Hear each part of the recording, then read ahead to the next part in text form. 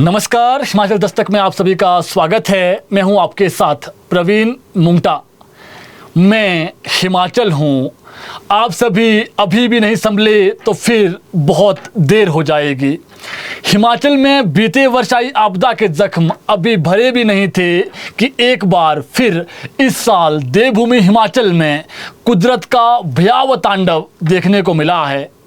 इस बार 31 जुलाई की उस काली रात को एक ही रात आई आपदा से 55 लोग लापता हुए हैं, जिसमें से कुछ के शव बरामद हो गए हैं और बाकी लापता लोगों को ढूंढने के लिए रेस्क्यू जारी है। देवभूमि हिमाचल को पहले जहां भूकंप डराता था, वहीं अब दशकों से बादल डरा रहे हैं।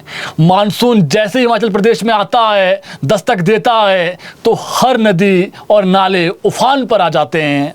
बाकी मौसम विभाग मानसून में हर 2-3 दिन बाद लोगों को सतर्क रहने के लिए अलर्ट जारी कर देता है और लोग अलर्ट का नाम सुनते ही डर जाते हैं। हिमाचल में बीते 15-20 सालों की बात करें तो बीच बीच में भूकंप के झटके आने से कोई बड़ा नुकसान नहीं हुआ है, लेकिन मानसून के दौरान कुदरत के तांडव से आई आपदा ने हर साल कुछ ना कुछ बड़े जख्म हिमाचल को दिए हैं। इस साल आई आपदा के बाद अभी जो शव बरामद हुए भी हैं, उनके किसी की बाजू मिल रही है, किसी का धड़ अलग है।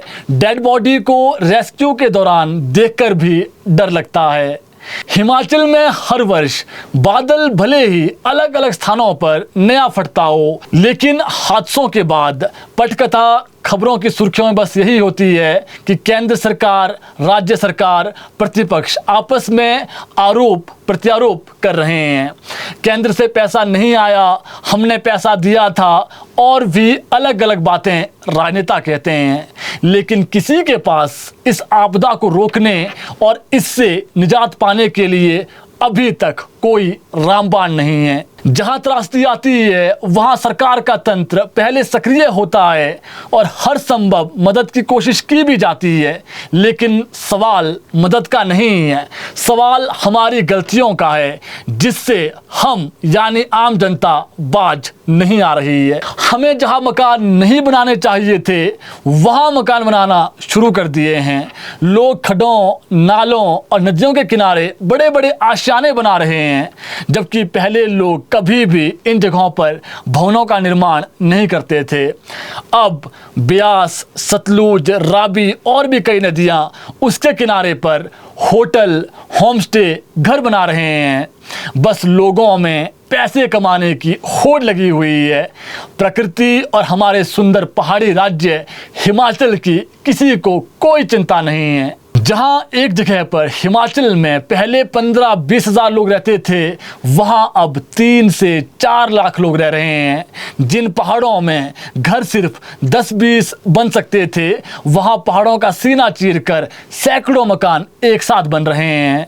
विकास की चक्काचौंध में अब सिर्फ हम अपना मुनाफा देख रहे हैं, बाकी कुछ नहीं। बाद में कुदरत जब अपनी विनाश लीला दिखाती है, तो हम भगवान को याद करते हैं कि भगवान हमारी रक्षा करें। जब आपने नदियों के किनारे ही घर बना दिए, उनके बहने का रास्ता ही छोटा कर दिया, तो फिर आप प्रलयंकारी बाढ़ और त्रासदी के लिए कुदरत और प्रकृति को कैसे कोस सकते हैं?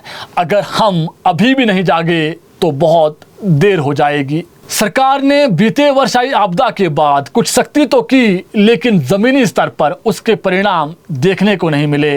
ऐसे में इस बार फिर सरकार ने कड़े फरमान जारी कर दिए हैं और आदेश निकाले हैं कि नालों से कम 5 मीटर और नदी से कम 7 मीटर छोड़कर ही भवन निर्माण करें।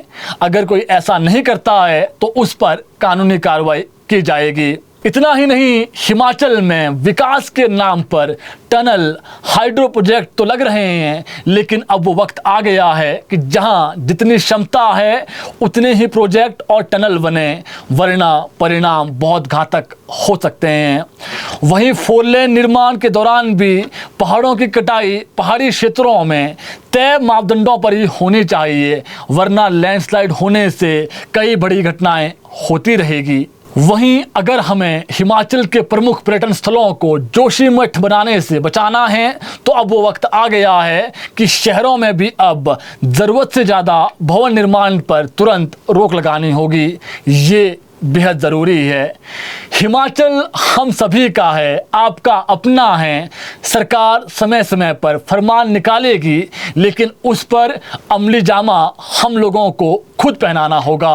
आज ज़रूरत है कि जो मलकियत लैंड हमारी नदी नालों के किनारे पर हैं, वहाँ घर, होटल, होम स्टे आदि ना बनाकर हमारे पहले की तरह, जो बुजुर्ग भी कहते हैं कि इसको सिर्फ कृषि के लिए रखा जाए, ताकि वहाँ कभी कोई अनहोनी हो भी जाए तो कोई जानमाल का नुकसान ना हो। आप सभी से बस अब यही प्रार्थना है कि हम सभी को अब खुद आगे आना होगा और हमारे सुंदर राज्य हिमाचल को कुदरत की मार से, विकास से लेकर घर बनाने तक सही मापदंडों को अपनाकर बचाना होगा।